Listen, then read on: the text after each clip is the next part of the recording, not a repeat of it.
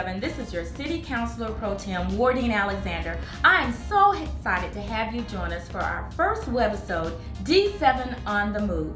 You may ask, well, what is this all about? This is an opportunity for us to come together to talk about topics that are relative to those of us who live in District 7. Following our recent town hall, I thought, let's bring these topics to our residents on a more frequent basis. So every month, following the last City Council meeting at 1 p.m., I'd like for you to tune in to our webisode so you can find out how D7 is on the move.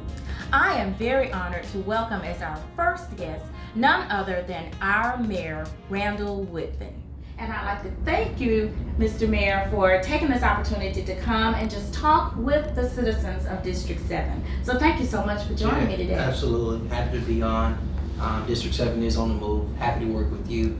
I'm happy you're doing this too, an additional tool in your toolbox to engage the residents of District 7. So if anything I can do to be helpful today, let me know. Well, I appreciate that. And you've been that way with me for since I was appointed and then elected to the council. And of course, most of the citizens know our relationship goes a little further when we work together and serve together on the Board of Education. Right. And so I do enjoy this opportunity to work with you in this capacity as we continue to serve not only the residents of District 7, but the city of Birmingham. Me too. So again, thank you. Absolutely. Well, I want to start today with probably first most on everyone's mind, including yours and mine, is the coronavirus. Yes. And what we're doing here in the city, how this is impacting all of our lives. I think I can get you to just say, as well as anyone else, this is probably something we've never seen in our lifetime, right? No, what's happening in our city dealing with the COVID-19, dealing with the coronavirus is unprecedented. It was probably right at 100 years ago. The influenza pandemic struck not only America but struck Birmingham. We were the sixth city in the nation with the worst cases. I think you fast forward 100 years later, this is something that I never thought we would deal with, right? That you're dealing with an actual health crisis that's actually now created an economic crisis at the exact same time in our city. And the first thing I want the residents of District 7 to know that is that we're working together, we're working with your colleagues, and the number one goal is public safety during a health crisis, which we need the residents of District 7 to not only take this seriously, but they need to do things to continue to protect themselves and others. So the first thing is practicing good common sense. Okay, so I'm speaking to the health issue by itself. I want to encourage your residents to, if they feel sick, stay at home. But not only stay at home, quarantine yourself from the remaining other family members in that household. 2, continue to practice not good but great hygiene. Keep washing your hands, keep hand sanitizer on you, clean top surface areas as well. Then the third thing, can't stress this enough, be very, very intentional about social distancing. So we need the residents of District 7 to not do or have interactions outside of their family with people who are not their family, where they're touching, hugging, kissing, holding hands, shaking hands. Right now, that is not good because that would create and promote the spread of community spread. We don't need that. We have to flatten this curve. And when I say that, I like to tell people, if the cases start here and all of a sudden spike like this, we're trying to prevent that spike from continuing up. We need to bring it back down to flatten it. So that means our behavior has to change. And I do want to go back to just a little bit about the social distancing. And I know we are going into a phase where we want to shelter in place, we want to stay in place, avoid people as much as we can, follow those rules that have been given to us by the health department. What do you have to say for individuals who feel that this is not a threat or this is something that will just pass over? Any statements or thoughts you'd like to give to those individuals? I know you've talked about some of the seriousness of this, but what about the person that just feels that, well, why is the government imposing on me? And why are we doing this? Here's why. We need every resident to take this very seriously. The examples I like to give are the following. Each of us knows our mother or our grandmother who wants to go to church. Let's say she's at church. The things you do at church, you shake hands, you hold hands, you hug, you kiss. You do that as a collective because it's community, so we embrace each other. But let's say someone has the coronavirus and don't know they have it. So while they're hugging and kissing and shaking hands and holding hands, they're passing it to everyone else they come into contact with. Those people leave church and then go back to their home with their family. They leave church and the next day go back to work with their coworkers, and all of a sudden you have community spread all over. Let's say you're the young person and you say, well, even if I got it, I'll be okay. The problem with that is you're outside playing basketball, making physical contact while people are sweating. And you bring it back to your house, to your mama, big mama. You playing dice and you're using the same dice. You're playing a card game using the same cards, touching the same cards. That's just not smart. I think the more intentional we are about having social distance now, the quicker we can get back to our normal way of life. If we don't do the hard, necessary steps now, then we're going to be doing this a very long time. I'm very excited for the fact that as a city, we are moving forward and we're one of the first to fall in line and to do this, again, for the safety of our citizens. Well, that's thanks to you. That's thanks to your colleagues as a council, as a body for championing this. This doesn't happen without you and your support, your colleagues' support. Well, thank you. And let's talk a little bit about the economic piece. We hit on that earlier. And so I know that as a city, we're trying to do some things that will help our small businesses. Just give me your thoughts and what we can do as a city to impact the small businesses. I believe you were one of the first counselors that called me that says, what are we going to do about the small business owners all over the city, but definitely District 7? They're all over District 7. Right. You have small business owners, all small businesses all over 7. Mom and pop stores, and grocery stores, and seamstress, and just all type of places that deliver goods and services. So the first thought I think about is the small business owner. Then I think about their employees as hourly workers. The health department shuts down or forces business to shut down, all of a sudden the small business owner has to shut their door, which means they have to lay off their employees, and that sends a ripple through the community. So you first are grieving for their small business owner, but then you're grieving for their hourly employees, because their employees, whether they have 50 or 25 or 10, are out of work. The city of Birmingham, again, with the support and championing of the council, has decided that we need to create a Birmingham Strong Fund. The Birmingham Strong Fund allows the city of Birmingham to put in dollars, but those dollars are not only matched 1 for 1, but 1 to 2 to 1 by the private sector to find a way to offset the losses that businesses, even in District 7, are currently experiencing because of the health crisis with the coronavirus. Your wisdom passed the Birmingham Strong Fund. You allow 1.2 million to be in that fund. It's already 1 for 1 match, and I imagine as the days go by, more money is going to come into the fund.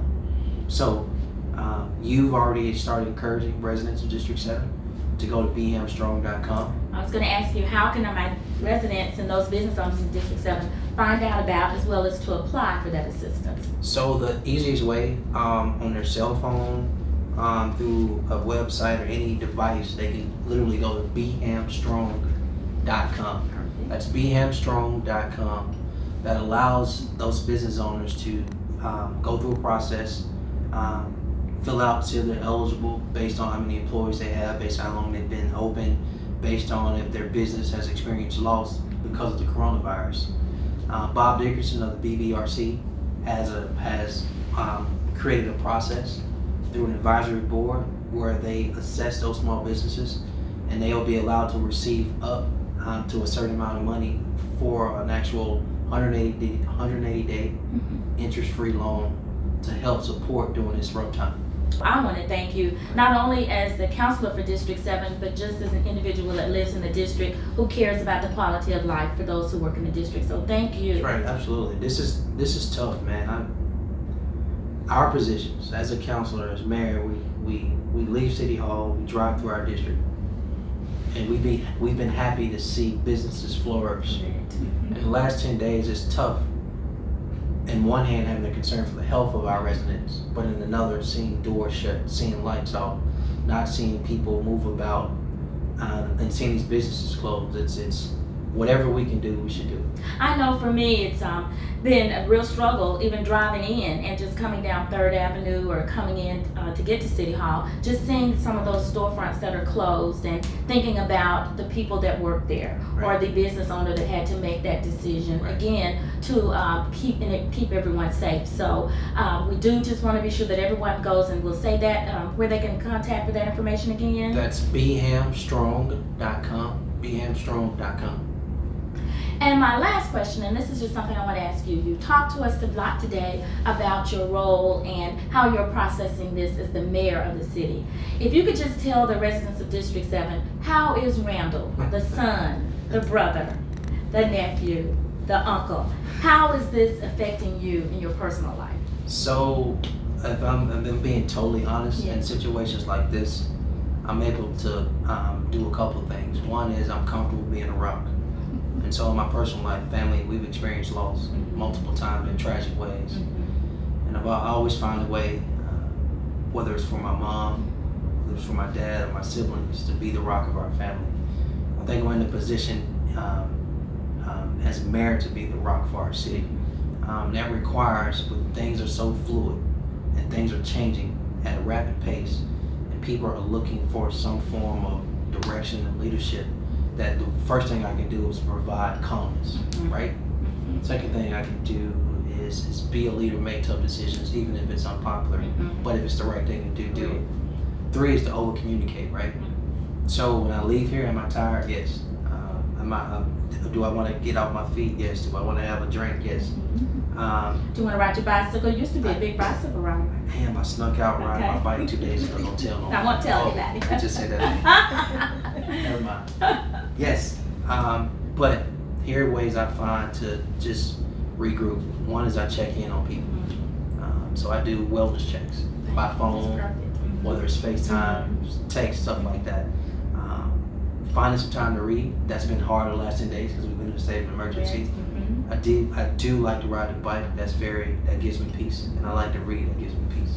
Well, that's wonderful. I just can't thank you enough for the leadership you've shown. And I've always known you to be very chill, and so we appreciate that calmness right now, because I think for a lot of us, we're about to go stir crazy, but it's given a lot of time to internalize and maybe clean out that closet that you hadn't cleaned. But again, we know that other people, though, have concerns about their well-being as far as not being able to work and do those things. Right. So I again thank you for that leadership in affording us that opportunity. I do want to just add this one thing, because you did bring up about checking in on people, and we have to remember our elderly, or we have to remember those that are homebound. And so let's just all think about what we can do, because I did get a call from a resident, and recently I sent out a robocall to the residents in District 7, telling them about how they could go to the website or they could text the number to find more information. Right. And can you just follow up with some of the ways that even our homebound citizens can communicate or find more information? One of the ways is we want people to,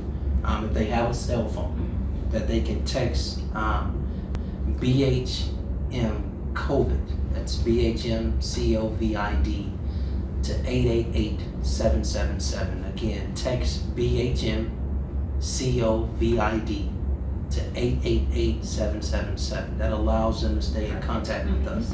But if they only have a landline, from time to time we'll be doing these town halls and styles where people can call in, listen, participate in the conversation, and ask any questions. Another way is, this is really important, just if you have a landline or a cell phone, call 211. That gives you direct access to United Way. So some of our elders or some of our young people may be experiencing loss of job, which means probably loss of access to food, and Meals on Wheels and other forms of getting food to people who need it. Please dial 211. And then I would say another way is this, through social media, through text, through phone, but nothing still beats either attending a neighborhood meeting or having some hybrid of that now, which means communicating with your neighborhood president, staying informed, because we keep them informed. Well, thank you for that, because what we've been doing in District 7, we have been sending out weekly emails to our neighborhood leaders, as well as to a group of clergy that we've been meeting with quarterly, Coffee with the Clergy, and so we've been giving them messages that they can provide to the citizens. So thanks for the reminder on that. We're very happy. I think everyone can see that we're working together. Yep. We thank you, Mr. Mayor, for coming over and just talking with us and being our first guest. And as always, D7 is on the move. Thank you.